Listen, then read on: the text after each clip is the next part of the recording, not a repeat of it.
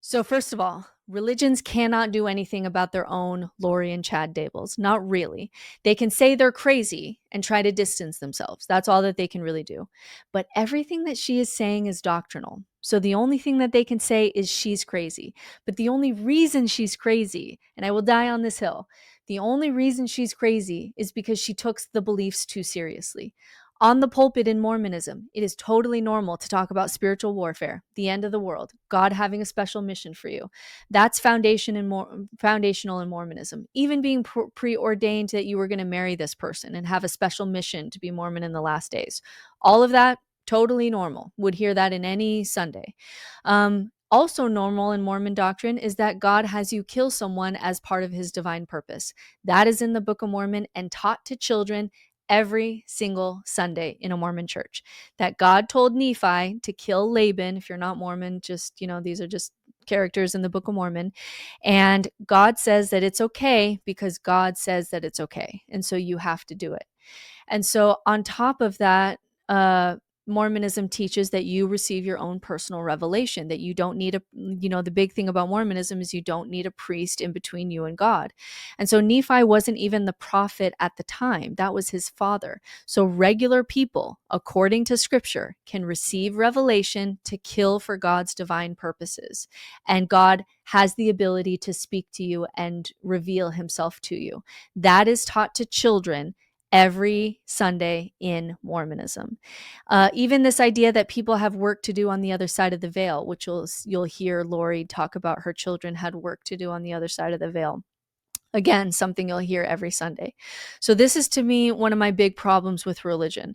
Fundamentalists, as problematic as they are actually the ones that are usually taking the religion most seriously. I also see this with people with autism who are religious. So autistic people tend to either be fundamentalist or atheist and not a lot in between. They don't do a lot of like the social mental gymnastics to nuance things.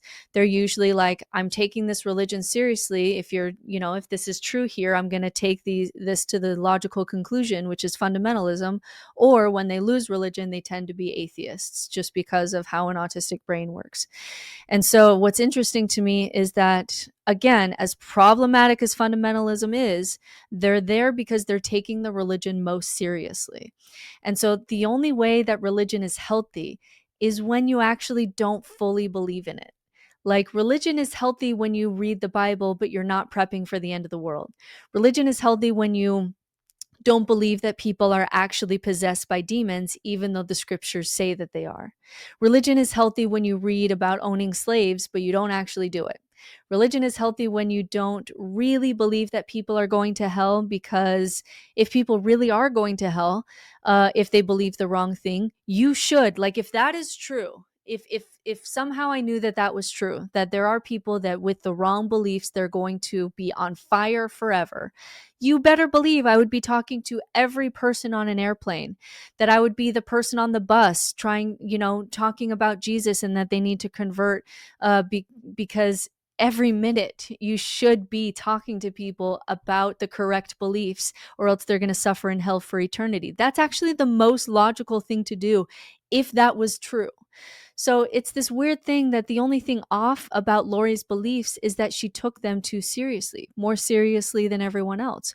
Whereas like general Mormons would read Nephi and read about how you can get revelation, that you can kill, and God can tell you that that's the right thing to do, but they don't do it. And if they felt like they should do it, they doubt themselves because they're like, I don't actually fully believe that. I could be wrong. That could be an intrusive thought, right? That's the only way that religion is healthy, when you don't fully believe it.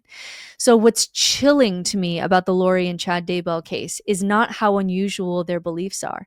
It's how ordinary their framework was within Mormonism, and by extension within many high demand religions or fundamentalist forms of Christianity.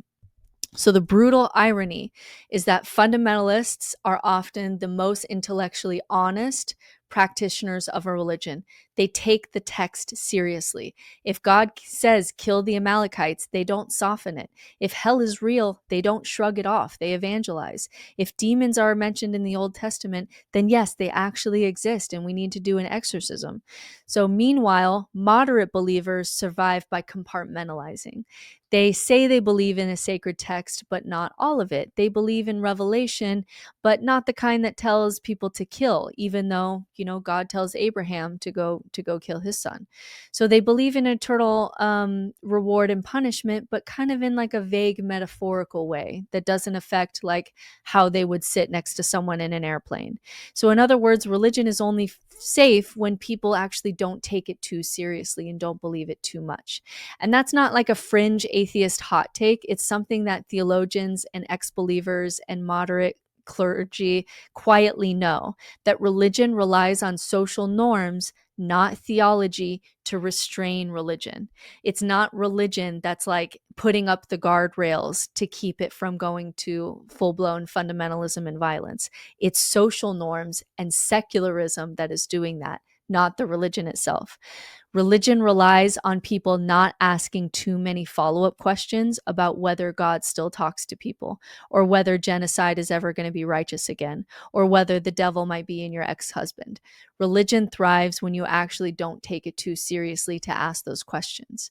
So religions use this kind of like lone wolf excuse when these tragedies occur. They'll say that Lori was an exception, that she's an extremist, that she's mentally ill, but they will never ask the harder question, which is, how was this extremism possible?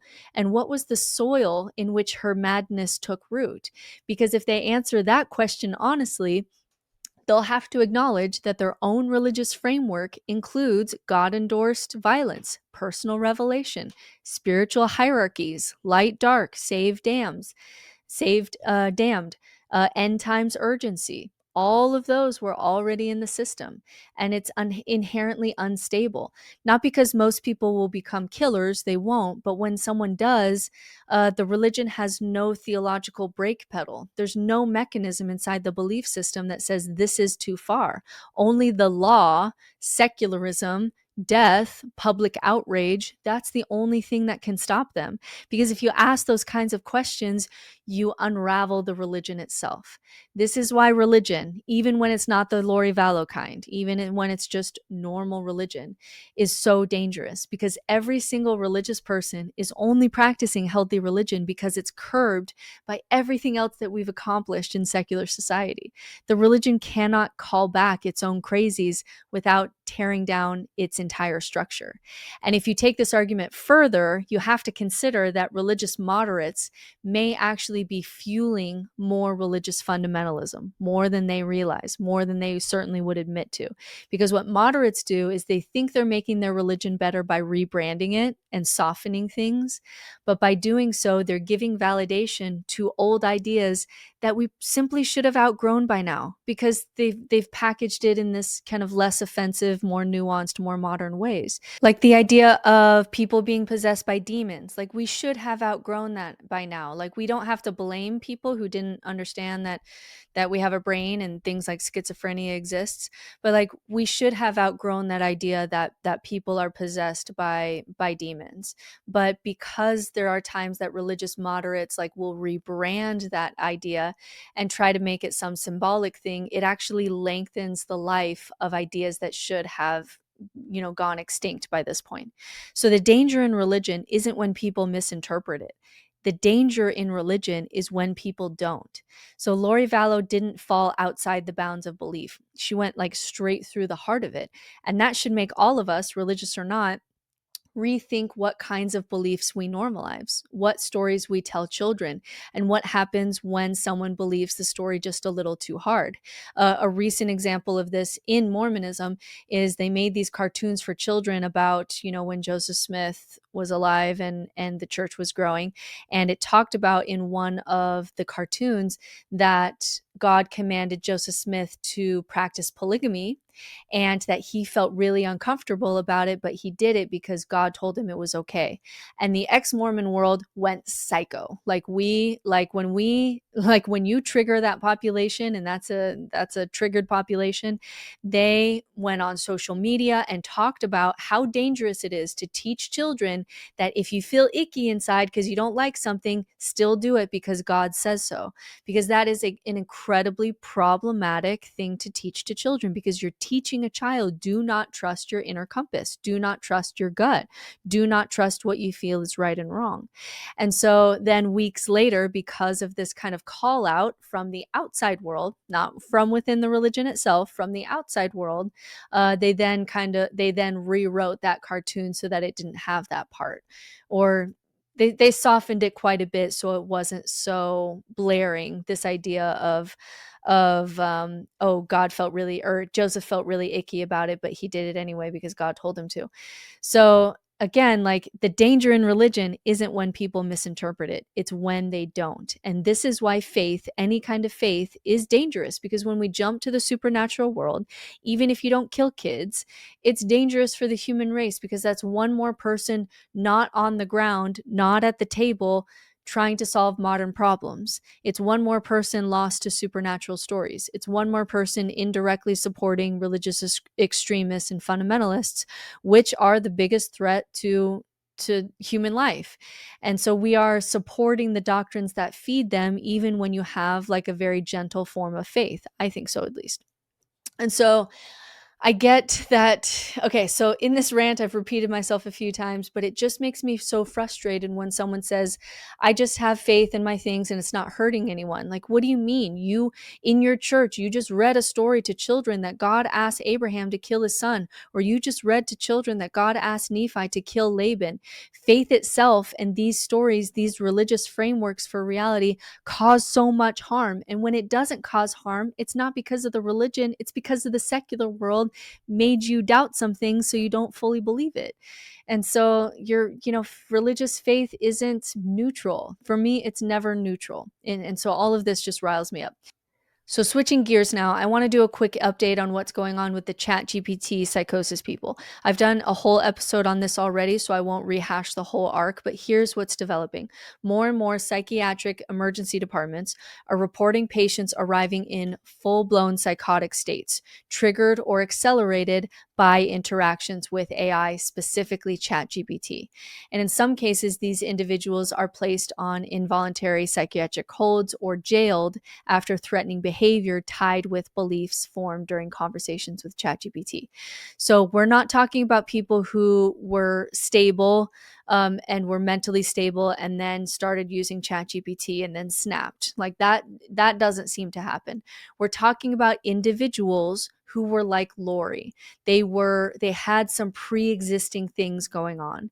They had either trauma histories, untreated bipolar, maybe some narcissistic personality traits, the grandiose delusions, maybe some dissociation, usually because of trauma, where you have like a very strong imagination, or where you feel like you should be special and that the world really hasn't worked out for you.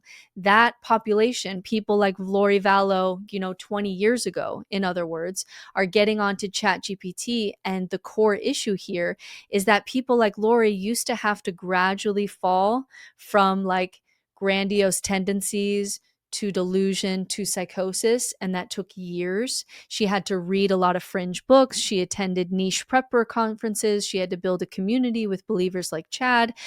She had to have experience with repeated emotional and spiritual enforcement. That took decades.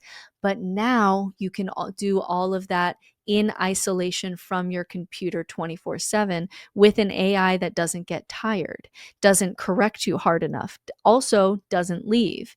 In other words, the incubation period for delusion has now collapsed from years to days. So what happens is someone begins by asking, was I chosen for something? Or what does the book of Revelation say about me in our time? Are demons real? Am I the reincarnation of someone important? And AI, depending on how it's used or prompted, especially in like jailbreak versions or third-party models, can start mirroring and reinforcing those beliefs, offering mythology and meaning and prophetic roles, not because it's trying to harm, but because it's designed to respond. It's designed to support whatever it feels like you're wanting or needing. And so if that person is already slipping, it can accelerate the spiral. And so what emergency rooms are seeing is psychotic breaks following extended ChatGPT conversations that will include, spiritual messianic delusions like the AI is sending me messages, end time beliefs. Some patients are claiming to have direct communion with artificial intelligence, interpreting it as some kind of like extra dimensional being. And a few cases have ended in violence or threats, prompting police action and involuntary psychiatric admission. And so the phenomenon is now serious enough that psychiatrists have flagged it in professional journals and conferences. And it's, everybody's talking about it right now because they're trying to essentially track these AI fueled psychotic episodes as a distinct subtype so that we can see it and we can prevent it and we can know what to do about it. And so that's all happening in the psychiatric psychology world. So the tie-in that should deeply concern us pulling this together here is that Lori Vallow didn't have ChatGPT. She had books and prepper podcasts and Mormon folklore and a narcissistic prophet to reinforce her fantasies over years. And even then, it took years for the delusion to harden into murder. Imagine what happens when you give someone with that same profile, trauma, spiritual obsession, disorganized thinking, unmet emotional needs, and you give them a chatbot that never sleeps, never says no, and will happily explain that you're the reincarnated Queen of Israel or that your kids have missions on the other side of the veil.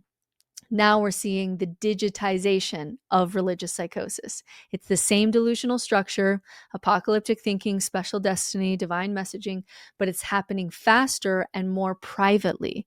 And so that private aspect is concerning because now there's less friction. There's not reality testing happening where you bump into other people.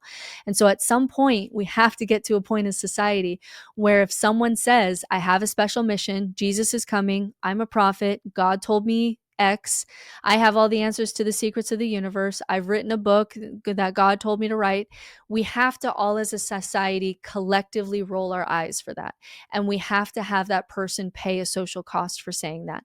Just like if someone says, I believe that the moon is made of cheese, they pay a social cost for that. In relationships, in churches, in the academic world, like they pay a social cost for that. We have to start to have that be the same social cost for someone who says God has a special mission for me, which I realize is going to be a hard road because a lot of that is very central to religion, to very normalized religious beliefs. And so until we do that, until we get to the point where we roll our eyes and someone pays a cost for saying that Jesus is coming and we need to, prep for the end of the world kind of stuff, until that happens, there's going to be a lot more Lori Vallows, and there's going to be a lot more people, even people with, ChatGPT psychosis, because we're not putting up any guardrails in society to prevent that from happening. And right now, there's a lot of talk around ChatGPT induced delusions and psychosis because it's interesting, but someone's going to do something very bad, and then we're going to have to put even more guardrails where ChatGPT is going to have to get to the point, and it's a little better. They did do one update earlier on because the earliest version was really, really bad as far as coddling us. So there has been one update, and so there is a little bit more guardrails, but there's going to have to be even stronger guardrails. And the sad thing is it's probably going to take someone doing something really violent and really stupid to get us to get there. But my point is, with all of this, is people, especially in religion, look at Lori Vallow and do this lone wolf thing that she's just crazy, when really she took the religion quite seriously. And she flourished in a religious ground that she was raised in. And we all have to be aware of that. And I think we have to correct for that, because religion is only healthy when it's mostly secular, to be honest.